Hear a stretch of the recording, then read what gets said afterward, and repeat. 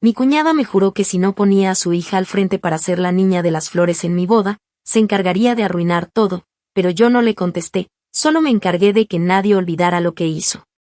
Cuando mi ahora esposo y yo anunciamos nuestro compromiso, jamás imaginé que la parte más complicada de organizar nuestra boda no serían los proveedores, el presupuesto o los malabares con los tiempos para ajustar la ceremonia y la recepción en un mismo día, sino lidiar con una persona que, en teoría, debía alegrarse por nosotros, mi cuñada. Desde el primer momento en que comenzamos a planear todo con seriedad, ella dejó claro que quería tener cierto protagonismo. Aunque trataba de disimularlo bajo comentarios que intentaban sonar casuales pero que estaban cargados de una expectativa completamente desubicada. Por ejemplo, durante una cena en casa de mis suegros, en la que apenas estábamos empezando a hablar sobre la temática y los colores que queríamos para el evento, soltó que su hija sería la niña de las flores porque obvio. Es la única nena en la familia.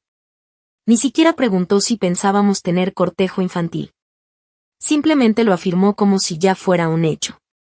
Lo dijo con tal naturalidad, que los demás se rieron nerviosamente, pero yo apenas levanté una ceja. Pensé que solo era una idea suelta, que más adelante se aclararía cuando habláramos los detalles reales, y decidí no decir nada en ese momento para evitar tensiones innecesarias. Lo que ella no sabía es que mi esposo y yo ya habíamos hablado sobre ese tema con anterioridad y habíamos decidido no incluir niños en la ceremonia. No por nada personal, sino porque queríamos que todo tuviera un tono elegante, sobrio y sin sobresaltos. Además, conocíamos demasiado bien cómo se comportaba su hija.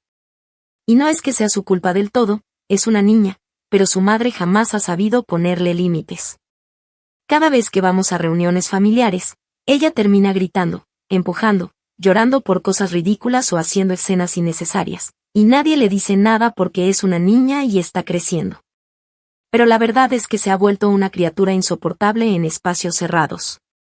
Yo no quería que algo tan importante para mí como mi entrada al altar fuera acompañado por una niña haciendo pucheros, tirando los pétalos todos arrugados o sentándose a la mitad del pasillo a llorar porque no quiere caminar más.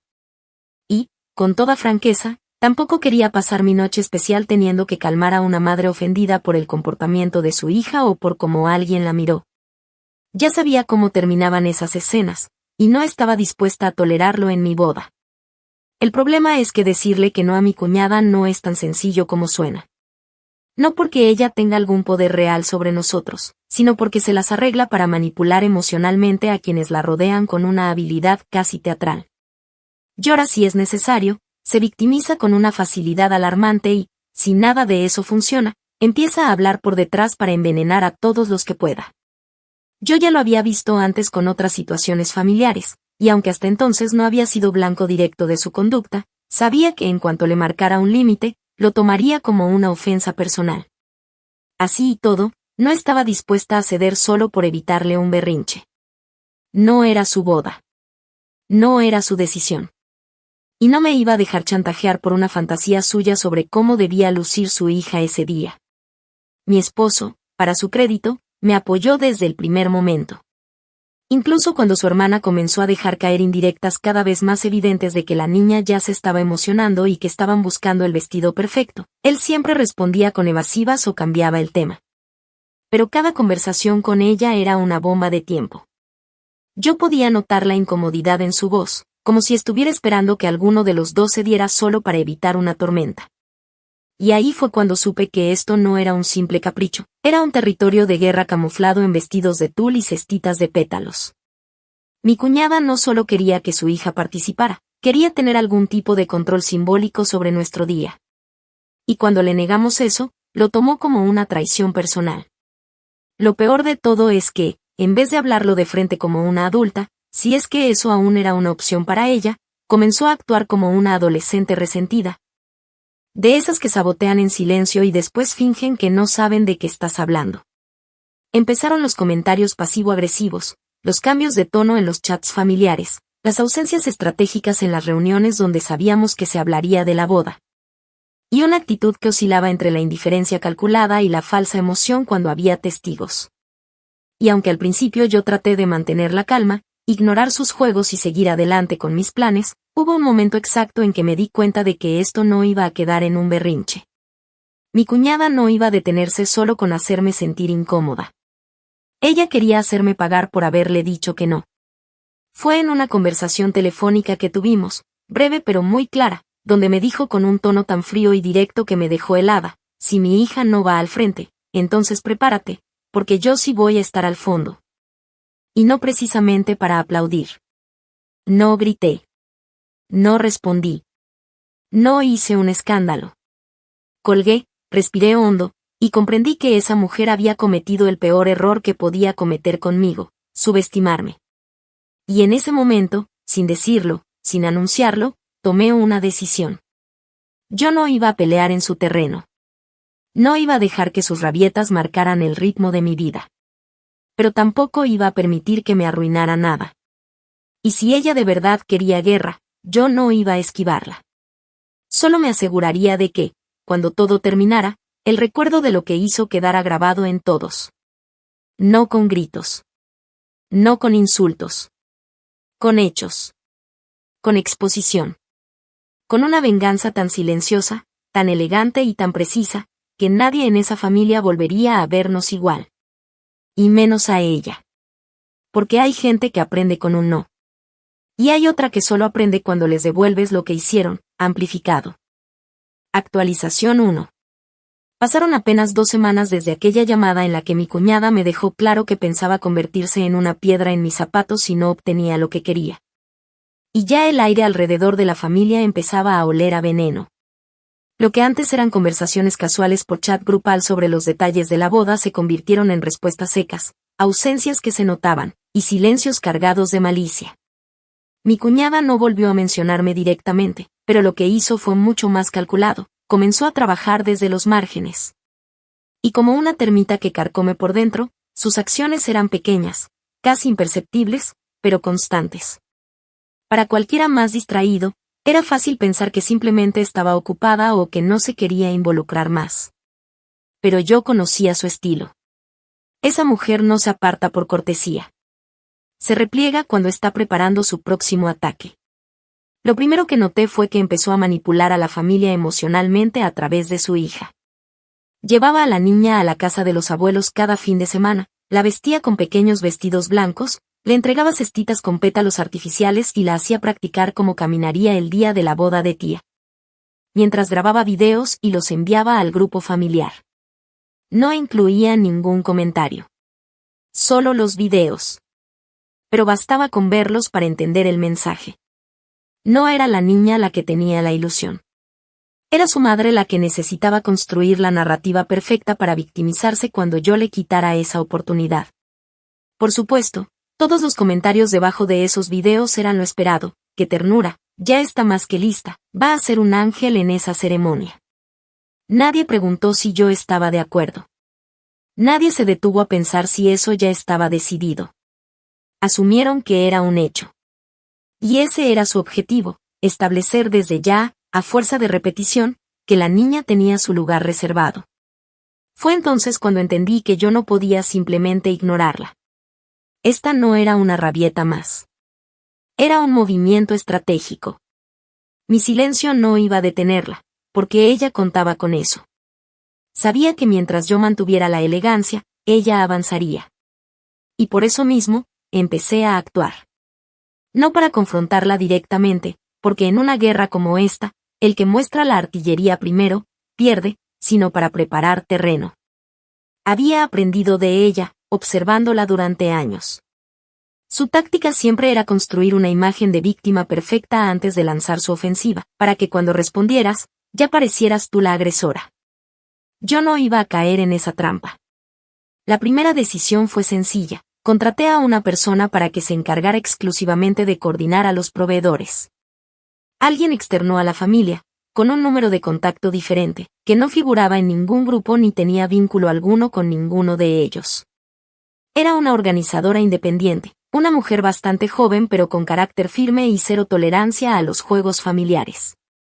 Le conté por encima que había una persona intentando intervenir, que podía intentar sabotajes, y que si llegaban llamadas o mensajes diciendo que se cancelaba o que debía cambiarse algo, debía ignorarlo a menos que viniera de mí directamente. Ella no preguntó mucho más. Dijo que no era la primera vez que trataba con familias intensas y que haría lo que fuera necesario para mantener el evento en orden. Después empecé a documentar cada video, cada audio, cada mensaje que ella dejaba en el grupo, cada cosa que me llegaba por terceros, todo lo guardé. Y no solo eso, también me encargué de que comenzaran a llegar a mí más cosas. Sabía que había gente en la familia que también se incomodaba con su actitud, aunque nunca lo dijeran en voz alta. Así que comencé a cultivar esas alianzas silenciosas. Le preguntaba con cariño a una prima lejana si había visto a la niña últimamente. Y como respuesta me mandaban capturas de pantallas privadas donde mi cuñada se quejaba de que yo era una bruja amargada que le iba a arruinar la infancia a su hija. Una tía incluso me llamó una noche para avisarme con buena intención que mi cuñada había dicho que si no le daban un papel a su hija, entonces ella iba a tomar las riendas y hacer justicia como fuera. No me explicó qué quería decir con eso, pero el mensaje era claro. Mi cuñada no estaba bromeando. Y yo tampoco. Unos días después de eso, pasó algo que confirmó lo que ya sospechaba. Intentó sabotear la organización por la vía directa. Llamó al lugar donde íbamos a hacer la recepción y se hizo pasar por mí. Les dijo que queríamos cambiar la decoración, que ahora necesitábamos una zona especial para niños, con mobiliario adaptado, juegos, y hasta comida personalizada. Afortunadamente, la administradora, que ya me conocía y tenía mi voz registrada de las múltiples reuniones que habíamos tenido, detectó el intento y me llamó de inmediato. Me dijo que no me preocupara, pero que tuviera cuidado, porque la persona que había llamado lo había hecho con seguridad, como si supiera perfectamente lo que estaba haciendo. No quise confrontarla. No aún. Lo único que hice fue anotar el número desde el que hizo la llamada y archivarlo con el resto de las pruebas. Lo curioso es que todo esto lo hacía mientras mantenía una fachada de tranquilidad. En público, se mostraba como la hermana preocupada por los detalles. Comentaba que no entendía por qué no había más participación familiar, que le dolía que la niña se sintiera rechazada, y que ojalá las decisiones se tomaran en conjunto y no como si fueran un capricho de alguien. Mi suegra, por supuesto, cayó de lleno en su juego. Me mandó un mensaje larguísimo diciendo que entendía que quería tener el control de mi boda, pero que debía aprender a ceder en cosas pequeñas por el bienestar de todos. Incluso me sugirió que quizás podríamos tener 2 niñas de las flores, para no excluir a nadie. Le respondí con un mensaje breve pero educado, recordándole que ya habíamos decidido no tener cortejo infantil y que esperábamos que, como familia, respetaran nuestras decisiones. Su respuesta fue fría.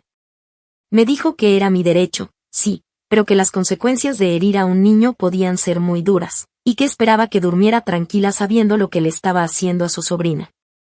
Lo que ninguno de ellos sabía, ni mi suegra, ni mi cuñada, ni el resto de la familia que empezaba a cuchichear a mis espaldas, es que yo no pensaba quedarme quieta esperando que me arruinaran el día más importante de mi vida. Ya había empezado a diseñar mi venganza. No sería inmediata. No sería escandalosa. Sería meticulosa, pública, y tan bien ejecutada que no habría forma de defenderse. Porque si mi cuñada pensaba que podía usar a su hija como escudo emocional para chantajearme, entonces iba a tener que cargar con algo mucho más pesado. La vergüenza colectiva de quedar expuesta frente a toda la familia como lo que realmente era. No una madre herida, sino una manipuladora egoísta, dispuesta a arrastrar a su propia hija con tal de no aceptar un no. Y yo iba a asegurarme de que no hubiera forma de borrar ese recuerdo. Porque ella quiso jugar conmigo. Y lo que no sabía, es que yo había dejado de jugar desde hacía rato. Actualización 2. Pasó algo más de un mes desde que comenzó el boicot disfrazado de mi cuñada, y para ese momento su estrategia ya había mutado varias veces. Había pasado de las insinuaciones pasivo-agresivas a la presión emocional a través de terceros, después a la manipulación directa con los proveedores, y finalmente a un punto intermedio en el que intentaba lavarse las manos mientras dejaba pistas cuidadosamente plantadas para parecer inocente. Y sin embargo, debajo de esa fachada, se notaba que se le escapaba el control. Su tono en las reuniones era cada vez más áspero, las frases que soltaba frente a ciertas personas estaban llenas de doble sentido, y aunque aún no se atrevía a confrontarme de forma directa, su presencia era como una sombra constante que empezaba a arruinar la dinámica de cada encuentro familiar. Fue entonces cuando decidí que era hora de devolverle el favor. No soy una persona que se preste a escándalos públicos, y tampoco soy de esas que buscan humillar a alguien por el mero espectáculo. Pero había llegado al punto en que me parecía necesario hacer algo más que solo defenderme. Sentía que si no tomaba la iniciativa, si no daba un paso con inteligencia y precisión, terminaría convertida en una caricatura más dentro del teatro de manipulación que mi cuñada había armado para sí misma. Así que diseñé un plan, uno en el que nadie pudiera decir que yo fui injusta, agresiva o cruel, aunque en el fondo, todo estaba calculado para quebrarla sin que tuviera a quien acudir. La excusa perfecta me la dio una prima lejana de mi esposo, alguien con quien yo apenas tenía trato pero que, para mi sorpresa, se me acercó durante una cena familiar y me dijo con un tono entre confidencial y divertido que estaba harta de ver cómo mi cuñada intentaba tomar el control de mi boda. Me dijo que sabía muchas cosas que yo probablemente no había escuchado, que ella tenía capturas de conversaciones, que había visto cómo en grupos privados se burlaba de mí, me llamaba mandona, amargada, y que incluso aseguraba que la boda iba a ser un desastre porque ella se encargaría de eso. Yo ya tenía mis sospechas, pero tener evidencia externa era otra cosa. Esa noche, con una calma que aún me sorprende, le pedí a esa prima que me enviara todo lo que tuviera. No le pedí que confrontara a nadie, no le pedí que tomara partido. Solo le dije que quería tener claro hasta qué punto había llegado la situación. Ella, con una sonrisa algo cínica, me dijo que no me preocupara, que con gusto me pasaría todo lo que tenía guardado. Y cumplió. Esa misma noche, revisé cada screenshot que me envió. Eran decenas de mensajes, conversaciones enteras en las que mi cuñada hablaba de mí con una despreocupación que rayaba en lo patológico. Decía cosas como que mi boda era aburrida, que todo lo que yo organizaba parecía de catálogo de tienda barata, que mi vestido debía ser un disfraz de princesa frustrada y que ella no podía creer que su hermano estuviera dejándose manipular por alguien tan insegura. Pero lo que más me impactó, y también lo que más me ayudó, fue una conversación específica en la que le decía a una de sus amigas que ya tenía una idea para arruinar la ceremonia y que esperaba con ansias verle la cara a la bruja cuando todo se le cayera encima. En vez de alterarme, respiré hondo. Sabía que tenía que actuar. Y lo haría a mi estilo. Con elegancia, sin levantar la voz, pero con una contundencia imposible de ignorar. Al día siguiente, llamé a mi organizadora de eventos y le pedí que me ayudara con una pequeña reunión previa a la boda, algo que pareciera informal, una especie de almuerzo íntimo con ambas familias. Bajo la excusa de revisar detalles finales y agradecerles a todos por el apoyo. Elegimos un salón privado de un restaurante bastante bonito, hicimos invitaciones personalizadas y todo el montaje fue diseñado para parecer lo más inocente y cálido posible. Todos aceptaron encantados, incluida mi cuñada, que seguramente creyó que estaba ganando terreno, que yo por fin estaba cediendo a la presión de unir a la familia. Ese evento sería el escenario perfecto. Pero antes, tenía que asegurarme de que la narrativa estuviera en su punto máximo. Así que, en los días previos, me limité a actuar como si no supiera nada. Respondía con dulzura, le daba like a sus fotos con su hija vestida de florista, incluso comenté un video con un "qué linda está, tiene mucha energía", sabiendo que lo leería como una provocación velada. Lo hice para que se confiara. Y funcionó. Comenzó a hablar de nuevo, a aparecer con una sonrisa postiza en cada reunión, incluso intentó tomarse fotos conmigo para subirlas a sus redes bajo títulos como la cuñada más elegante o Team Novia. Como si nada hubiera pasado. El día del almuerzo, me aseguré de que todo fuera perfecto. Mi organizadora se encargó del ambiente, la comida estaba impecable, y cuando ya todos habían comido y el ambiente era lo suficientemente distendido, tomé la palabra y dije que quería compartir un pequeño video que habíamos armado como parte del recorrido de la boda. Nadie sospechó nada. El archivo se llamaba Camino al Sí, y los primeros 3 minutos eran dulces, cálidos, con imágenes de nuestras primeras reuniones, la elección del vestido, los ensayos. Todo cuidadosamente editado para transmitir un mensaje de amor y gratitud. Pero después de ese inicio amable, el tono cambió. El video comenzó a mostrar capturas de mensajes. No con nombres completos, pero con fragmentos muy específicos. La frase "voy a arruinarle esa ceremonia" apareció en pantalla con la imagen borrosa de un chat de WhatsApp. Después vinieron clips de audios en los que se escuchaba a mi cuñada diciendo que iba a hacer todo lo posible para que la gente viera quién es en realidad esa tipa con corona de flores. Y luego un montaje de imágenes suyas, sonriente, en eventos familiares, contrastado con más frases crueles que había dicho a espaldas de todos. No mencioné su nombre en ningún momento. No hablé de su hija. No hice ninguna acusación directa. Pero todos sabían perfectamente de quién se trataba. Cuando el video terminó, el silencio fue absoluto. Nadie sabía qué decir. Mi suegra me miraba con los ojos vidriosos, sin atreverse a abrir la boca. Mi cuñada tenía la cara completamente pálida, la boca entreabierta, como si no pudiera creer lo que acababa de ver. Su esposo estaba rígido, con las manos cruzadas, mirando la mesa como si quisiera desaparecer. Yo simplemente sonreí y dije que, con ese video, solo quería recordar que una boda no se construye con flores, sino con respeto. Después agradecí la asistencia y cambié de tema como si nada hubiera pasado. Lo mejor de todo fue ver cómo nadie la defendió. Nadie se levantó a decir que era injusto. Nadie la abrazó. Nadie la miró siquiera a los ojos. Se quedó sola, hundida en su propio veneno, y por primera vez desde que todo esto comenzó, supe que había tomado el camino correcto. No le grité. No me rebajé a su nivel. No le arrojé un vaso en la cara ni la señalé delante de su hija. Solo la dejé caer, y me aseguré de que todos la vieran mientras lo hacía. Porque esa es la diferencia entre venganza y rabia. La rabia actúa por impulso, pero la venganza se cocina a fuego lento. Y ese fue apenas el primer plato. Actualización 3. Pasaron poco más de 2 semanas desde aquella comida familiar, y aunque no lo dije en voz alta, sabía que esa reunión no había sido el clímax, sino apenas un ensayo general de lo que venía. La reacción de mi cuñada después del video fue la confirmación más clara de que había logrado golpearla donde más dolía, su imagen. Porque esa mujer no vivía para su hija, ni para su familia, ni mucho menos para su hermano, a quien trataba como una herramienta más para consolidar su narrativa de superioridad moral. Ella vivía para ser vista como impecable. Como el centro. Como la que sabía más, como la que se sacrificaba, como la mártir. Y lo que le hice en ese salón, sin decir su nombre, sin levantar la voz, fue desarmarle el altar desde donde miraba a todos hacia abajo. Pero aún no era suficiente.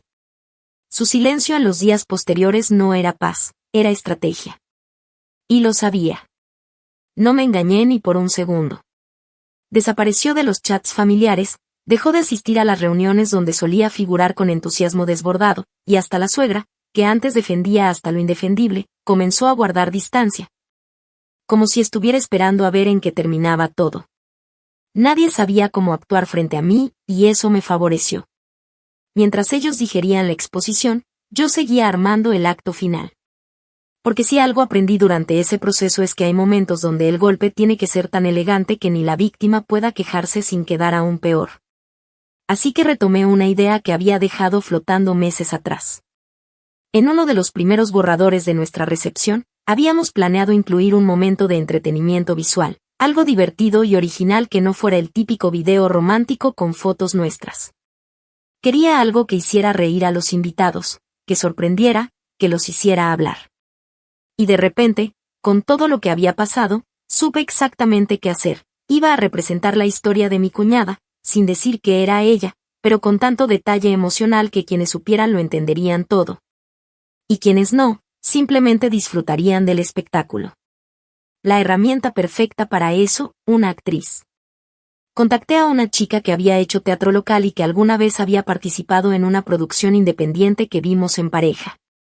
Tenía ese tipo de rostro dulce pero expresivo, capaz de provocar empatía y rechazo en la misma escena. Nos reunimos 3 veces, le pasé el guión que escribí con ayuda de un amigo guionista, quien no sabía el contexto, pero al que le conté que era para una historia real que necesitaba cerrar. Y le pedí que lo interpretara como si estuviera en una sesión de confesión, como si su personaje estuviera contando su versión desde un espacio ambiguo entre la culpa y la soberbia. El personaje se llamaba Sandra, y era una madre joven que estaba indignada porque su hija no fue elegida para participar en una boda. Lo gracioso, y dolorosamente exacto, era como Sandra se justificaba. Decía cosas como que su hija tenía derecho natural al protagonismo porque era la única que brillaba, o que cuando alguien no te incluye, no es por decisiones estéticas, es por envidia. El guión avanzaba con frases que tomaban fragmentos reales de las cosas que mi cuñada había dicho en privado, en mensajes, audios, y charlas que yo misma había presenciado, pero sin citarlas exactamente. Solo las emulaban. La actriz hacía pausas, miraba a cámara con una sonrisa torcida, y decía frases como solo una madre sabe hasta dónde puede llegar por su hija, incluso si eso significa enseñarle a esa bruja una lección que no olvide nunca. La grabación se hizo con una estética pulida, como si fuera una pieza de confesiones anónimas. El fondo era neutro, la luz suave, el tono pausado. Nada gritaba confrontación. Era una pieza artística. Ambigua. Para los que no sabían el contexto, sería una historia más. Para los que sí lo sabían, y en esa boda serían al menos 50 personas, sería como mirar a mi cuñada en el espejo. Pero uno que devolvía cada palabra que ella había lanzado con veneno, convertida ahora en burla. Elegante, pero burla al fin. El día de la boda llegó. Y fue perfecto desde el primer minuto. Mi entrada fue limpia, sin niños tirando pétalos, sin dramas familiares, sin personas empujando para figurar en las fotos. Todo estaba como lo soñamos. La ceremonia fue íntima, hermosa, y se notaba que quienes asistieron estaban ahí por nosotros, no por conveniencia ni por presión. Pero lo que más esperé fue la recepción. Había asignado ese momento como la historia del camino, y aunque todos pensaban que sería una especie de resumen de nuestra relación, lo que vieron fue muy distinto. Después del brindis principal, cuando la música bajó y todos se sentaron, comenzó el video. En la pantalla apareció la actriz, con un primer plano sobrio, mirando a cámara. Y comenzó: hola, me llamo Sandra. Y hoy quiero confesar algo que muchos no entienden. A veces, cuando tu hija no es elegida, no es por culpa de ella.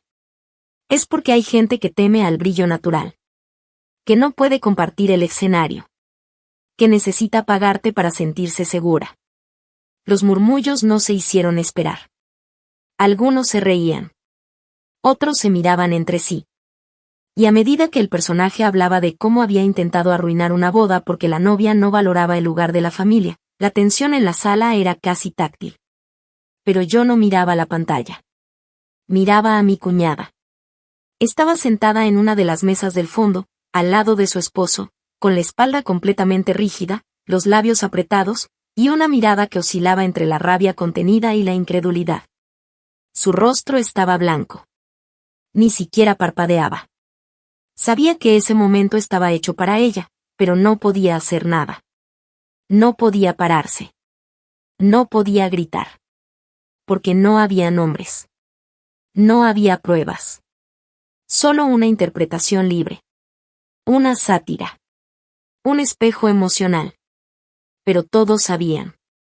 Cuando el video terminó, el salón estalló en aplausos. Algunos por cortesía. Otros porque realmente lo encontraron divertido. Pero los que conocían la historia, sabían que era algo más. Mi esposo me tomó la mano y solo dijo bajito que todo había salido incluso mejor de lo que pensábamos. Yo asentí sin palabras. Porque ese era el verdadero regalo de bodas para mí. No solo había recuperado el control de mi ceremonia, sino que había convertido la peor parte del proceso en arte. En memoria. En justicia. Mi cuñada se levantó poco después del video. No dijo nada. No buscó pelea. No se despidió. Salió del salón caminando rápido, como si necesitara aire. Nadie fue detrás de ella. Nadie la detuvo. Su esposo, con cara de piedra, se quedó en su asiento. Ni siquiera movió un dedo. Fue como ver caer un castillo de naipes que ella misma había construido con arrogancia, sin darse cuenta de que cada carta estaba marcada, y que yo había aprendido a leerlas todas. Actualización 4. Pasaron apenas unos días después de la boda, y la inercia del evento todavía se sentía en el aire como una especie de resaca emocional para toda la familia. Había sido una noche perfecta, y no lo digo por vanidad, sino porque, contra todo pronóstico, cada detalle salió como debía, sin sobresaltos, sin escenas, sin que nadie intentara robarse el protagonismo. Al menos no abiertamente. Pero lo verdaderamente impactante no fue la boda en sí, sino todo lo que vino después. Porque lo que parecía ser el cierre de un conflicto familiar, ese video, esa dramatización sutil pero hiriente, en realidad fue solo la chispa que encendió un incendio mayor. Uno que, a diferencia del mío, no necesitó planificación. Solo necesitó que mi cuñada hiciera lo que mejor sabe hacer, abrir la boca donde no debía. Ella no apareció en el desayuno del día siguiente, ni envió mensajes de cortesía, ni agradeció la invitación, ni siquiera reaccionó a las fotos que comenzaban a compartirse en los chats. Su desaparición fue tan notoria que hasta mi suegra, que había guardado silencio desde la exposición previa al evento, comenzó a preguntarse en voz alta si todo estaba bien con su hija. A mí, por supuesto, no me sorprendía. Sabía que se estaba cocinando algo. Esa mujer no desaparece por vergüenza, desaparece cuando está reescribiendo la historia en su cabeza para aparecer de nuevo con una versión en la que es la víctima. Y esa versión no tardó mucho en llegar. La tarde de lunes, una prima me escribió por privado. Me envió capturas de una publicación que mi cuñada había subido a una cuenta secundaria de Instagram, una de esas cuentas que solo tenía su círculo más cercano, donde se sentía lo suficientemente segura como para escupir veneno sin filtro. La publicación era un bloque de texto largo, acompañado de una foto vieja de ella con su hija en brazos, vestidas de blanco, con la leyenda cuando tu corazón está lleno de amor, pero otros solo saben responder con crueldad. Lo que decía en la descripción era un intento descarado de reescribir todo lo ocurrido. Hablaba de cómo había sido excluida de una boda que debía ser un momento de unión, de cómo su hija había sido tratada como un estorbo, de cómo la familia entera había aplaudido una burla cruel que humilló a una madre por amar demasiado a su niña. Y hasta insinuó que todo el video era una maniobra de una mujer insegura que no soporta compartir su escenario con nadie más joven o más querido. Lo que no esperaba, y que claramente no calculó, fue la reacción. Porque esa publicación, lejos de generarle la lluvia de apoyo que evidentemente buscaba, se convirtió en la gota que colmó el vaso para muchos que ya venían acumulando molestias, silencios y rencores que ella misma había provocado durante años. Lo primero que ocurrió fue que una de las tías del lado paterno, de esas que rara vez se meten en drama, le respondió en un comentario que quien se comporta como mártir después de arruinarle el proceso a alguien más, debería tener al menos la decencia de aceptar que se equivocó. Ese comentario fue como romper la represa. Poco a poco, otros familiares empezaron a sumarse. Algunos lo hacían con sarcasmo, como el primo que comentó me encantó el video, el casting fue perfecto, y otros directamente con enojo, recordándole que no era la primera vez que usaba a su hija como excusa para manipular situaciones familiares.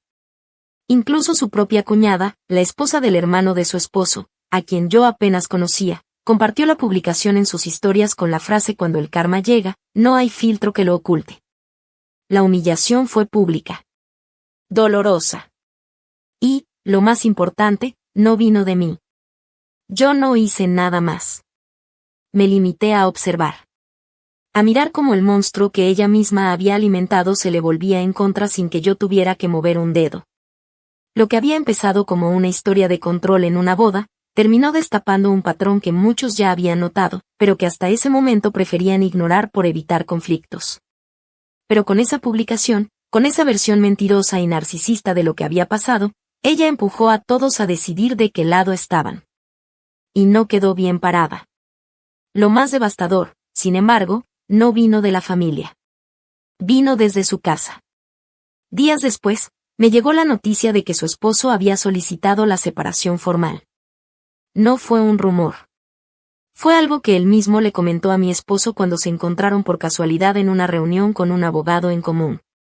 Le dijo que llevaba tiempo acumulando frustraciones, que la relación se había vuelto insostenible, que estaba cansado de que todo girara en torno a la necesidad de atención de ella, y que el episodio de la boda había sido la confirmación final. Le confesó que no sabía de muchas de las cosas que ella había hecho, las llamadas para sabotear, los mensajes malintencionados, ni mucho menos los gastos indebidos con la tarjeta compartida. Porque, como si no fuera suficiente con todo lo anterior, también había usado dinero de ambos para comprar favores en sus intentos de interferir con mis planes. Desde transferencias pequeñas a personas del círculo familiar para que le hicieran el favor de meter presión con la niña, hasta un pago dudoso a una mujer que se hacía pasar por organizadora de eventos y que intentó cancelar una entrega de flores. Todo eso salió a la luz porque, tras la boda, él revisó los estados de cuenta bancarios. Y cuando la confrontó, ella lo negó todo al principio, pero terminó estallando en llanto y confesándolo entre gritos. Se fue de la casa poco después. Se llevó a la niña, pero solo por unos días. Decidieron, por el bien de la menor, que él tendría la custodia compartida mientras se resolvía legalmente la separación. La niña, y esto lo digo con tristeza genuina, parecía más tranquila con el padre. No lo digo por hablar mal de ella como madre, pero era evidente que vivir en un ambiente menos contaminado de dramatismo le estaba haciendo bien. Incluso dejó de hablar de tirar pétalos, de ser la princesa y de toda la parafernalia que su madre le había metido en la cabeza. Era como si esa presión hubiera desaparecido, y eso le permitió volver a ser simplemente una niña. La última vez que escuché algo de mi cuñada fue a través de un mensaje indirecto que envió con una prima, diciéndole que si yo tenía dignidad, al menos debía admitir que mi boda se manchó por mi maldad. No respondí. Ni siquiera sentí la necesidad. Porque no hay mayor castigo para alguien como ella que el silencio de todos los que solían aplaudirle, el vacío de no tener público para su drama, y la conciencia, aunque no lo diga, de que todo lo que perdió no fue por mí, sino por su propio veneno. Yo simplemente me aseguré de que ese veneno dejara huella. Que no pudiera ocultarlo con sonrisas. Que no pudiera reinventarse sin que alguien recordara lo que hizo. Y, por sobre todo, me aseguré de que nadie olvidara que el día que ella intentó destruir mi boda para colocar a su hija al frente como trofeo, lo único que logró fue destruir el pedestal desde el cual pretendía mirar a todos hacia abajo. Porque yo no necesito que todos sepan que fui yo quien la venció. Solo necesito que nadie más vuelva a confiarle una corona. Ni siquiera de pétalos. Actualización final. Han pasado ya varios meses desde todo aquel huracán, y a estas alturas la boda ha quedado atrás, al menos para mí. La vida volvió a su ritmo natural, las rutinas de pareja, los planes de mudanza, las primeras decisiones compartidas como matrimonio. Sin embargo, hay cosas que no se evaporan con el tiempo, y una de ellas es el rastro de lo que fue esa venganza silenciosa, tan calculada como justa, que no solo expuso a una persona manipuladora, sino que también le enseñó a todos a mirar con otros ojos lo que antes preferían ignorar. La familia, como era de esperarse, intentó volver a su estado de equilibrio, aunque con heridas mal cerradas. Las reuniones familiares que antes eran excusa para celebrar cualquier tontería se volvieron más esporádicas, más tensas. Mi cuñada dejó de asistir a la mayoría, y cuando lo hace como quien se presenta por obligación, sabiendo que cualquier palabra mal dicha puede volverse un detonante. Ya no ocupa la cabecera de las conversaciones, ya nadie le ríe las gracias ni la halaga por cada gesto como antes. Incluso las tías que antes eran sus aliadas por costumbre, esas que todo el tiempo le reforzaban la idea de que ser madre la volvía incuestionable, ahora la observan con distancia. Como si hubieran entendido de golpe lo que significa alguien dispuesto a usar a su propia hija como arma emocional. Uno pensaría que después de todo lo que ocurrió, ella habría intentado al menos dar un paso atrás y reevaluar su forma de actuar. Pero no.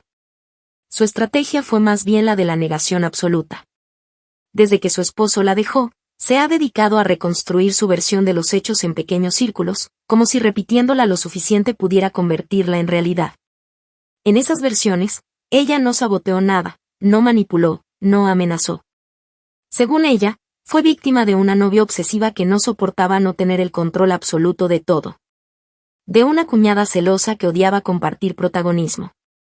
Y de un hermano blando que permitió que lo alejaran de su familia. Pero el problema con las mentiras sostenidas a la fuerza es que necesitan que los demás las respalden. Y lo cierto es que ya nadie quiere sostenerle el decorado. Porque las pruebas quedaron, los videos circularon más allá de la boda, la gente tiene memoria. Y aunque en voz alta nadie diga ella arruinó todo por un capricho, en el fondo todos lo piensan. Lo veo en la forma en que cambió el tono cuando alguien la menciona, en cómo evitan quedar a solas con ella, en cómo ahora sus comentarios se reciben con un incómodo silencio en lugar de risas. Su poder, ese que creía tener por el simple hecho de manipular a través de la culpa y la dulzura impostada, se deshizo como una máscara mal pegada. De su matrimonio ya no queda nada. El proceso de divorcio avanza lento pero firme, y su expareja ha sido tajante en cuanto a la custodia compartida. No quiere que la niña crezca bajo el mismo patrón de manipulación emocional, así que establecieron horarios estrictos, sin concesiones.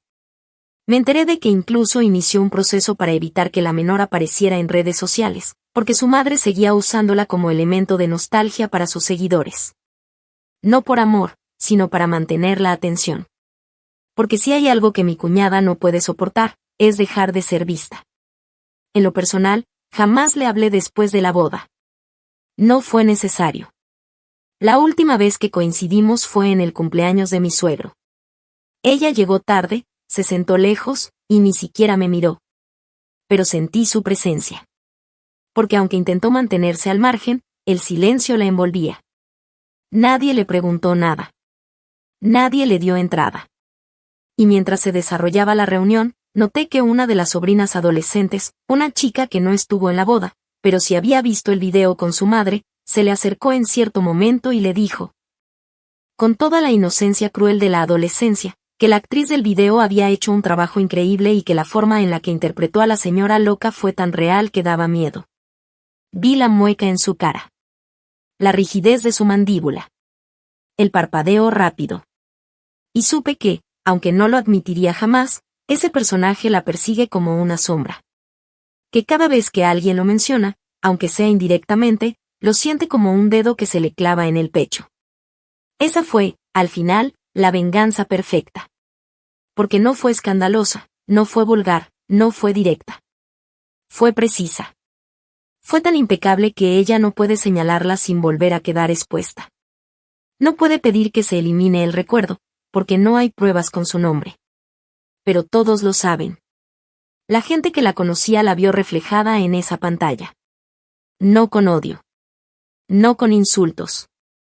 Sino con un guión que narraba, palabra por palabra, la esencia de quien había sido todo ese tiempo, una mujer incapaz de aceptar que el mundo no gira alrededor de sus deseos.